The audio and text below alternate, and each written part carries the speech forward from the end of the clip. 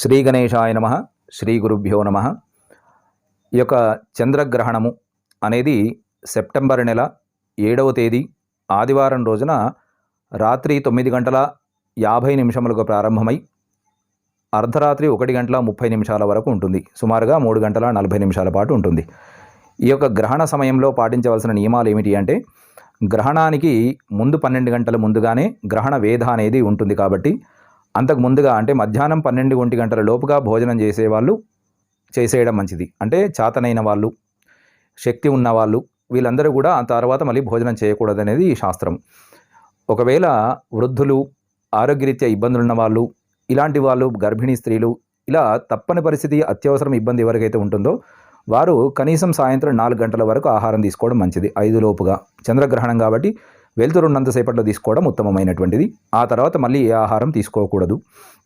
తప్పని పరిస్థితిలో తీసుకోవాల్సిన ఇంకా ఆ రాత్రి 9:30 వరకు ఇంకెవరైనా మాత్రలు వగైరా ఇలాంటి వాళ్ళు ఉంటే పళ్ళ రసం తీసుకోవడం, తప్పని పరిస్థితి అయినప్పుడు మాత్రమే సడలింపు కోసం తీసుకోవడం.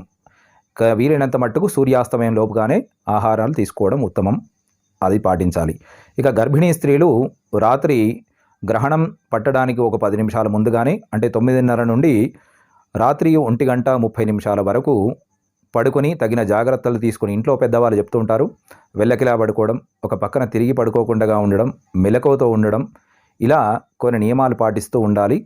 ఆ గ్రహణ సమయంలో ఈ నియమాలు పాటించి తర్వాత వాళ్ళ భవిష్యత్తుకు బాగుండేటట్టుగా చేసుకోవాలని ఆశిస్తే, ఇందులో గమనించాల్సిన అంశం ఏంటంటే, అయ్యో ఈ గ్రహణం ఏదో మమ్మల్ని ఇబ్బంది పెట్టడానికే వచ్చినట్టుంది, ఈ సాయంత్రం లోపల మధ్యాహ్నం భోజనం చేయడము, రాత్రికి చేయకపోవడము, గర్భిణీ స్త్రీలు ఇబ్బంది పడడం, 3:30 గంటల పాటు ఇబ్బంది పడడం అని దయచేసి అనుకోవద్దు.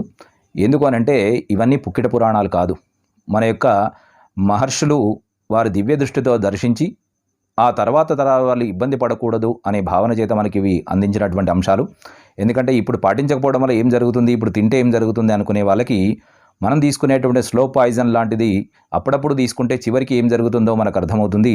అట్లాగే ఇలాంటి సమయాల్లో ఇప్పుడు పాటించడం వల్ల మంచి జరిగేది తర్వాత తెలుస్తుంది, ఇబ్బంది కూడా తర్వాత తెలుస్తుంది. కాబట్టి అవి దర్శించి చెప్పిన అంశాలను మనం పాటించాలని తెలియజేస్తూ, అట్లాగే ప్రత్యక్ష దైవాలు సూర్యుడు, చంద్రుడు, ఆ గ్రహణము అంటే వారికి ఇబ్బంది కలుగుతుంది అని చెప్పేసి మన శాస్త్రాలు చెబుతాయి. కాబట్టి అలాంటి ఇబ్బంది కలుగుతున్న సమయంలో మనము వారి కోసం ఏదైనా చేయాలి కృతజ్ఞతాపూర్వకంగా అని భావన చేత ఆ యొక్క గ్రహణ సమయంలో ఎవరైనా కానీ ఉపదేశమైనటువంటి మంత్రోపదేశమైన వాళ్ళు ఉంటే, లేదా కనీసం మనము నమశివాయ అని కానీ వారికి ఆ గ్రహణ వేధ తగ్గించాలి, బాధ తగ్గించాలనే భావన చేత జపం చేయడం కూడా ఆ సమయంలో మంచిది. స్నానం చేసుకొని జపం చేయడం మంచిది.